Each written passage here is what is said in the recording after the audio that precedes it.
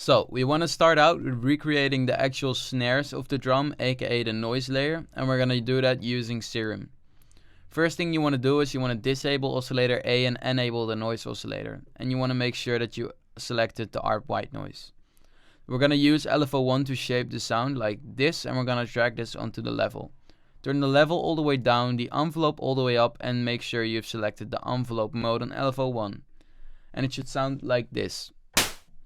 When it does, you can move on to the next step, which is creating the body of the snare, aka the drum sound.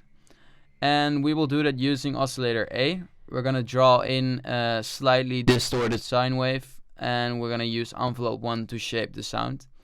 We're going to do that by lowering the sustain all the way down, the decay just a bit, about the second grid line right there. We're going to drag this onto the chorus pitch. We're going to shift option that, turn it down to about 12. And we're going to draw in the pitch of the snare, which will be G1 for this tutorial.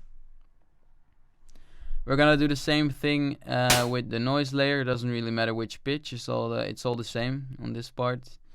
Then we're going to group this all together, call this snare. We're going to route this to a separate audio channel to record it in. And we're going to do it like this. And when you've done that, the last part is just to put some reverb on it. I use the Abbey Road Chambers because it really makes me think of the 80's. And when you've done that, you have your snare sound ready. It should sound like that.